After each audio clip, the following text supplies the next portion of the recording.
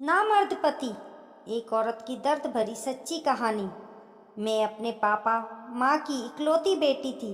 हमारा बहुत बड़ा कारोबार था। हमारी शुगर और कपड़ों की फैक्ट्रियाँ थीं। मेरा कोई भाई नहीं था, तो पापा के साथ मैं ही सारा काम संभालती थी। फैक्ट्री में पापा ने मुझे सारा काम सिखा दिया था। अब मैं पापा का हाथ भी बटाने लगी थी। अचानक एक दिन मेरे पापा बोले कि बेटा, मैं बूढ़ा हो गया हूँ और ये सारी संपत्ति मैं आपके नाम करना चाहता हूँ।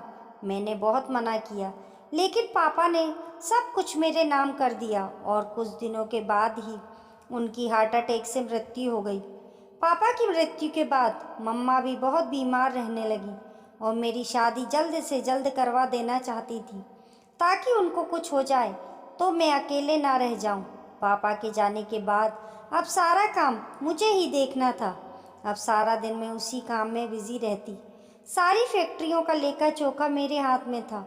मेरे फैक्ट्री में ही एक इंचार्ज के पद पर एक लड़का था, जो कि देखने में काफ़ी हैंडसम लगता था। उसका नाम राजेश था और मुझे वह पसंद भी था, लेकिन मेरी उससे कहने की हिम्मत नहीं हुई। लेकिन अब मम्मा की ख्वाहिश को भी पूरा करना था, तो मैंने उसे एक बार अपने ऑफिस में बुलाया और उससे अपने दिल की बात कह दी। उसने तुरंत तो हाँ नहीं बोला, लेकिन कुछ दिनों के बाद उसने हाँ बोल दिया। तब ये बात मैंने अपनी मम्मा को बताई, तो वह बहुत खुश हुई। लेकिन राजेश से मैंने एक शर्त रखी कि शादी नॉर्मल तरीके से होगी। कोई भी आपका परिवार वाला हमारी शादी में नहीं आएगा और आप मेरे होने वाले पति होंगे, तो ये सारी संपत्ति के मालिक भी आप होंगे। तो आप मेरे साथ घर में ही रहेंगे, क्योंकि मैं नहीं चाहती थी कि कोई मेरी संपत्ति पर नज़र गड़ाए। बहुत ही सिंपल तरीके से शादी के बाद राजेश मेरे घर ही आ गया। सुहागरात की पहली रात ही राजेश मुझसे बोला कि मैं आपको एक सच्चाई बताना चाहता हूँ। आप मुझसे गुस्सा मत करना, क्योंकि ये मेरी ज़िंदगी की सबसे बड़ी सच्चाई है। मैं आपसे बहुत प्यार करता हूँ, लेकिन मैं आपको बच्चा नहीं दे सकता। मैं एक नामर्द हूँ। ये बात सुन मुझे बहुत दुख हुआ। फिर भी मैंने उसको स्वीकार कर लिया और अपनी ज़िंदगी राजेश के साथ गुजारने लगी। लेकिन मुझे कभी कभी एक बच्चे की कमी बहुत महसूस होती थी, कि हमारा कोई बच्चा नहीं। लेकिन राजेश के प्यार के सामने मैं सब कुछ भूल जाती थी। फिर मैंने राजेश से एक बच्चा गोद लेने की बात कही, तो राजेश बोला कि अगर आपको बुरा ना लगे तो एक बात कहूँ। मैंने बोला हाँ कहो। तो उसने कहा कि मेरी एक बहन है जिसका पति मर चुका है।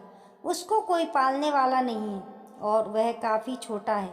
अगर आप बोलो तो उस बच्चे को गोद ले लेते हैं। यह सुनकर मैं खुश हुई और हाँ बोल दिया। अगले दिन ही राजेश की बहन अपने बच्चे के साथ घर आई और बोली कि मैं अकेली हूँ, कुछ दिन बच्चे के साथ मुझे भी रहने दो। मैं एक आया के तौर पर इसकी देखभाल करूँगी। मैंने बच्चे को जब देखा तो उसे बहुत प्यार किया और अपने पास रखने लगी और अपनी आधी संपत्ति का मालिक भी बना दिया। उसकी ज़रूरत का सब सामान मैं लेकर आती थी और वह रात भर मेरे पास ही रहता था।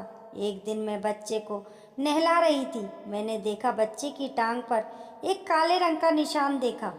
सेम ऐसा ही निशान राजेश की टांग पर भी था।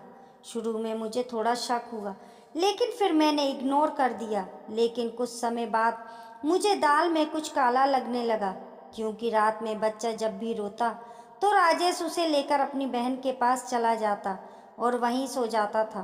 एक दिन मैं राजेश को ढूंढ रही थी। राजेश कहाँ हो? आवाज़ आई। मैं बहन के साथ बैठा हूँ, आप कुछ खाना बना लो। मैंने खाना बनाया और अचानक से मेरे दिमाग में आया, चलो मैं भी उनके साथ बैठकर खाना खाती हूँ। जैसे ही मैं उनके रूम में उनके पास पहुँची, तभी मेरे कानों में राजेश की बहन की आवाज़ सुनाई दी कि अब बस भी करो। रात से तीसरी बार कर रहे हो, कहीं तुम्हारी दूसरी वाली पत्नी आ गई तो क्या करोगे? तभी मुझे राजेश की जोर जोर से हंसने की आवाज़ आने लगी। अरे वो तो पागल है, उसे तो सिर्फ बच्चे से ही फुर्सत नहीं। देखो ना कैसे हमारे बच्चे को इतनी बड़ी इंडस्ट्री का मालिक बना दिया और हमारी भी लाइफ सेट हो गई है। पहले जहां हम छोटी छोटी चीज़ों के लिए तरसते थे, अब देखो हमारी कितनी ऐश है। अब मेरा रुतबा देख सारी फैक्ट्रियों के वर्कर मुझे बॉस बोलते हैं, सब मुझे सैल्यूट करते हैं और इतनी संपत्ति भी मेरे नाम है। उस पागल को तो मैंने आज तक टच भी नहीं किया। प्यार तो मैं तेरे से करता हूँ, एक दिन सारी फैक्ट्रियों को अपने नाम कर लूँगा। बस तू मज़े ले और आराम कर।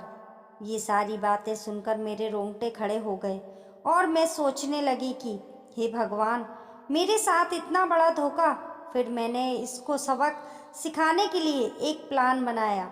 सबसे पहले मैंने अपने वकील को फ़ोन किया, वकील से बात की कि बच्चे को कानूनी तौर पर मुझे अपना बनाना है और जितनी भी प्रॉपर्टी मैंने राजेश को दी है वो अपने नाम करनी है। आप सारे डॉक्यूमेंट तैयार करें, जो भी पैसा लगेगा वह आपको मिल जाएगा। वकील ने ये सारा डॉक्यूमेंट का एक हफ्ते में ही कर लिया और बोला कि इन डॉक्यूमेंट पे राजेश के कुछ जगहों पर सिग्नेचर लगेंगी। मैंने कहा ठीक है, मैं कल तक राजेश की सिग्नेचर लेकर आपको सारे डॉक्यूमेंट देती हूँ। इसके बाद मैं 3 थालियों में खाना लेकर घर जाती हूँ और प्यार से बोलती हूँ कि लो खाना खा लो, और दोनों को बोला कि एक सरप्राइज़ है आप लोगों के लिए। तभी राजेश बोला, जल्दी बताओ क्या बात है। मैंने बोला कि मैं सारी प्रॉपर्टी आपके नाम कर रही हूँ, मैं एक और फैक्ट्री खोल रही हूँ, उसको खड़ा करने की जिम्मेदारी मैं लेती हूँ, आप इन फैक्ट्रियों को संभालना। मेरी बात सुनने के बाद दोनों मन ही मन बड़े मुस्कुरा रहे थे। उन थालियों में मिठाई का डब्बा और खाना था। खाना खाने के बाद मैंने उनको एक मिठाई का टुकड़ा दिया और डॉक्यूमेंट पर उसके सिग्नेचर लेने के लिए डॉक्यूमेंट उनके सामने रखा और मैंने बड़ी ही चालाकी से बोला, जानू जल्दी साइन कर दो, अभी बस 20-25 मिनट में इसे जमा करना है, अभी वकील साहब भी आने वाले होंगे। अब राजेश एक हाथ से रसगुल्ला खा रहा था और एक हाथ से सारे कागजों पर साइन कर रहा था। वो प्रॉपर्टी के लालच में इतना अंधा हो गया था, उसने पढ़ा ही नहीं इस पे क्या लिखा है। साइन करवाने के बाद मैंने सारे डॉक्यूमेंट्स तुरंत ही वकील के हवाले कर दिए, जो कि घर पर आ चुका था। उसने सारे डॉक्यूमेंट ठीक से चेक किए और बोला कि हाँ सब कुछ सही है। उसके बाद मैंने राजेश के गालों पर थप्पड़ बरसाने शुरू कर दिए और एकदम से चौंक गया। उसे कुछ भी समझ नहीं आया और मैंने उसे बुरा भला कहते हुए बहुत कुछ सुनाया और उसकी सच्चाई उसके सामने खोल कर रख दी। ये सब सुनने के बाद राजेश और उसकी झूठी बहन का पर्दाफाश हो गया था और मैंने उन दोनों को तुरंत ही इस घर से चले जाने को बोला कि अपना बोरिया बिस्तर बांधो और इस घर से दफ़ा हो जाओ। और जब तुम रसगुल्ला खाते हुए साइन मार रहे थे, वो मेरी सारी प्रॉपर्टी जो मैंने तुझे दी थी वो मैंने वापस ले ली है और तूने साइन भी कर दिए हैं। अब उन दोनों के चेहरे पर हवाइयाँ उड़ने लगी और मेरे पैर पकड़कर माफ़ी मांगने लगे, लेकिन मैंने उन्हें लात मारकर अपने से दूर किया। मैंने उनसे बोला कि तुम दोनों को 5 मिनट का समय देती हूँ, यहाँ से निकलो वरना अभी पुलिस को बुलाती हूँ। वह दोनों जाते जाते आए बच्चे को उठाने लगे। मैंने बोला, बच्चा यहीं पे छोड़ दो, क्योंकि अब ये कानूनी तौर पर ये मेरा बच्चा है, इसके डॉक्यूमेंट भी मेरे साथ मैंने ही बनवा लिए थे। अब दोनों महानुमा घर को छोड़कर चले गए और अपनी उसी झुग्गी में रहने को मजबूर हो गए। अगले दिन मैंने उसे काम से भी निकाल दिया। इसलिए दोस्तों कहते हैं कि बुरे काम का बुरा नतीजा ही होता है। झूठ बोलकर आप लंबे समय तक नहीं रह सकते।